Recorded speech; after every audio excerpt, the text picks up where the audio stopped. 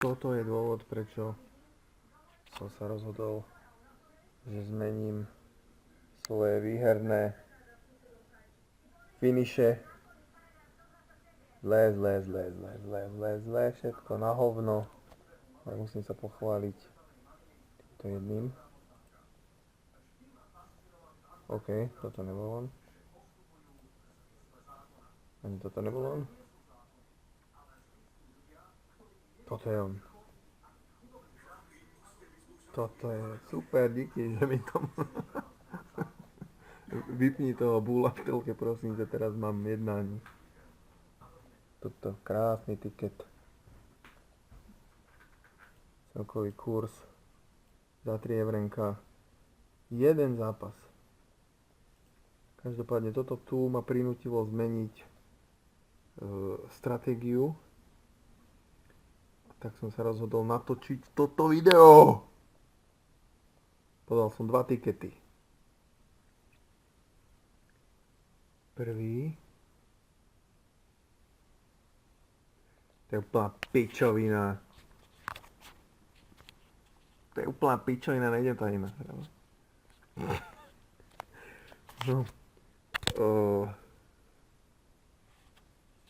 Tu si myslím, že není dôvod na to neveriť Mohúču, ktorý bojuje už ani neviem o čo. Lipsko, druhý tým Dagol, Ingolstadt bojuje o to, aby sa udržal v súťaži. Musí skorovať. Túto som sa nechal zlákať kurzom, možno chyba. Real Madrid nikdy mi nevychádzal na tiketoch, ale verím, že Valenciu vykylí. Atletico Madrid mi oddrbalo jeden tiket nedávno, takže verím, že svoju chybu napraví. Southampton Hull, no to neviem ani, čo som sem dal.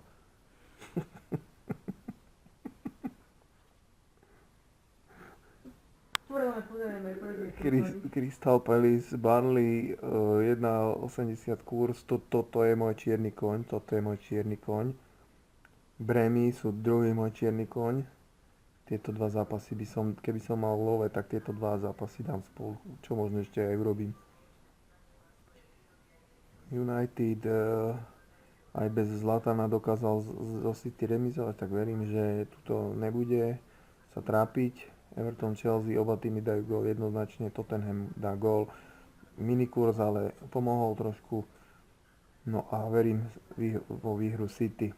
Uvidíme, ako to nakoniec klapne.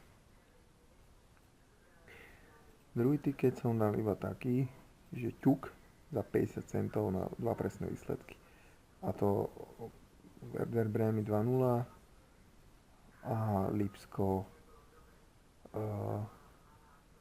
2-1. Ingolstadt nevyhrá, ale gól dá.